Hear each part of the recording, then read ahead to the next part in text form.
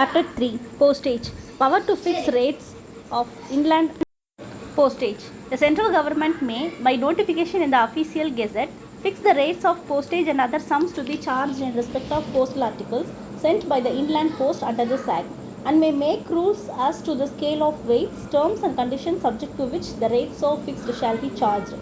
provided that the highest rate of postage when prepaid shall not exceed the rate set forth for each class of postal articles in the first schedule, unless and until such notification as aforesaid is issued. The rates set forth in the said schedule shall be the rates chargeable under this act. The central government may, by notification in the official gazette, declare what packets may be sent by the inland post as book, pattern, and sample packets within the meaning of this act. Power to make rules as to payment of postage and fees in certain cases. The central government may, by rule,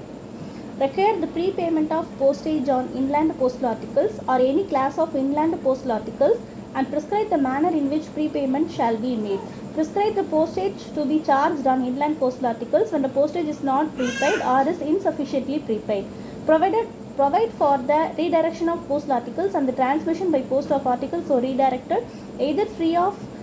charge or subject to such further charge as may be specified in the rules, and prescribe the fees to be charged for the express delivery of postal articles in addition to or instead of any other postage chargeable thereon under this act. Explanation: express delivery means delivery by a special messenger or conveyance. Power to make rules as to registered newspapers. Central government may make rules providing for the registration of newspapers for transmission by inland post as registered newspapers. For the purpose of such registration, every publication consisting wholly or in great part of political or other news, or of articles relating thereto or to other current topics, with or without advertisements, shall be deemed as newspaper, subject to the following conditions, namely, that it is published in numbers at intervals of not more than 31 days, and that it has a bona fide list of subscribers. An extra or supplement to a newspaper bearing the same date as the newspaper and transmitted therewith shall be deemed to be part of the newspaper, provided that no such extra or supplement shall be so deemed unless it consists wholly or in great part of matter like that of the newspaper, and has the title and date of publication of the newspaper printed at the top of each page. Explanation: nothing in this section or in the rules thereunder shall be constitute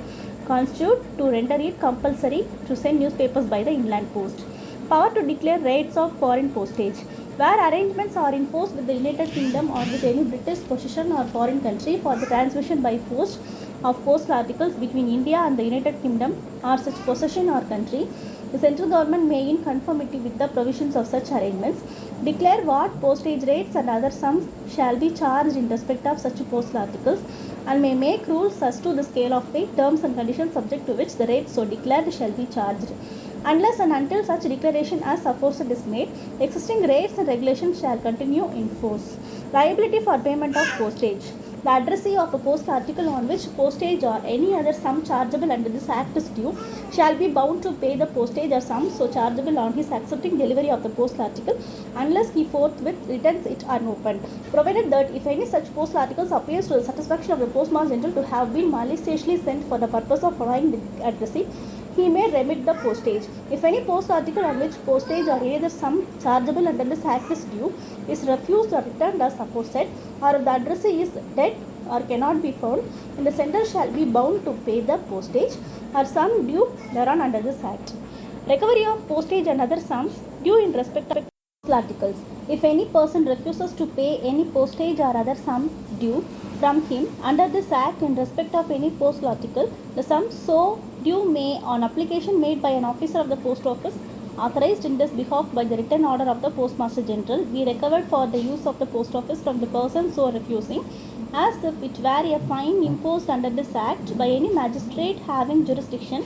where that person may for the time being be resident. And the postmaster general may further direct that any other postal article not being on government service addressed to that person shall be withheld from him until the sum so due is paid or recovered as aforesaid. Customs duty paid by the post office to be recoverable as postage. When a postal article on which any duty of customs is payable has been received by post from any place beyond the limits of India, and the duty has been paid by the postal authorities at any customs port or elsewhere,